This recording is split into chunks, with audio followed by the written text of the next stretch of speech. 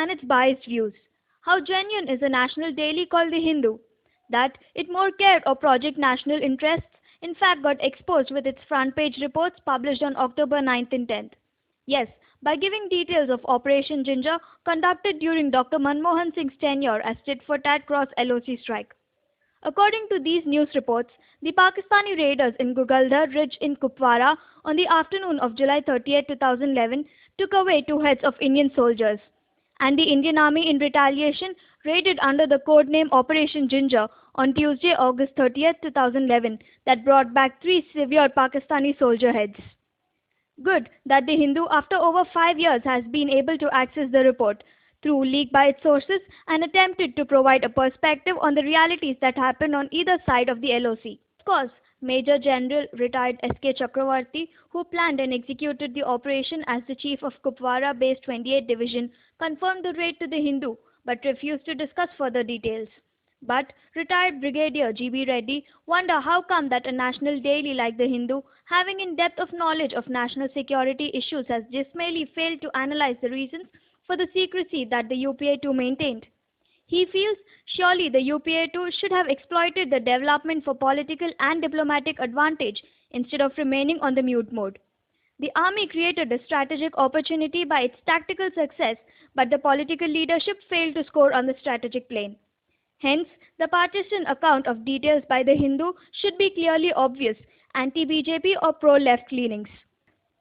Quite obviously, the UPA government at the time knew about the ambush after its execution.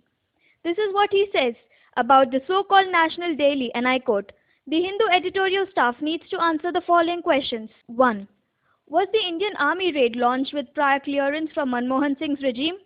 If so, why did not Manmohan Singh regime follow it up on the political and diplomatic plane to isolate Pakistan on the international and regional levels and give a stern warning to Pakistan not to attempt such sinister moves? 2. If the raid was launched under local commanders' authority, how can the Congress party and its allies now claim credit for them after 5 years? 3. Since the raid is claimed to be a complete success, why was Major General Chakravarti, having commanded 28th Infantry Division under most difficult conditions, retired in the same rank and without even recognizing his courageous decision-making and successful execution? In retrospect, on the strategic plane, even a layman could now highlight that the Congress party and its allies were most timid, almost bordering on cowardice. In that backdrop, if the BJP spokesperson now claims that there was a difference in style and scale between the 2011 and present operations, aren't they partly justified? Of course, only when viewed that the surgical strikes were carried out over a 250 kilometers radius on pre-identified specific terror targets by special teams with surgical precision.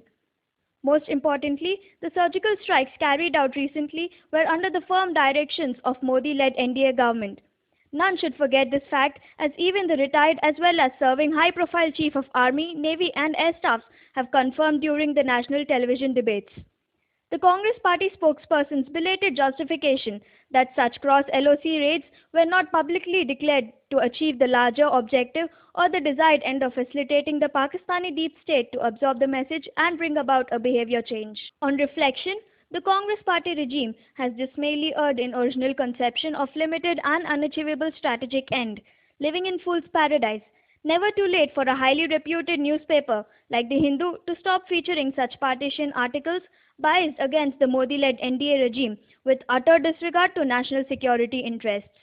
The Hindu cannot be blind to the achievement of strategic and of diplomatic isolation of Pakistan, besides sending a strong message that India retains the right to execute raids across the border on terrorist hideouts and leaders in time, place and means of its own choosing. This is MS Purti for Orange News 9.